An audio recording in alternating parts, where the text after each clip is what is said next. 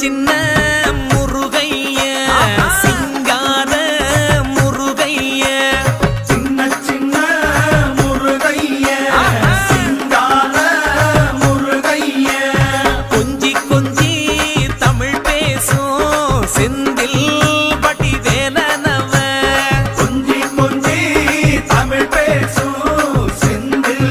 வடிவேலனவ சின்ன சின்ன முருகைய சிங்கார முருகைய கொஞ்சி கொஞ்சி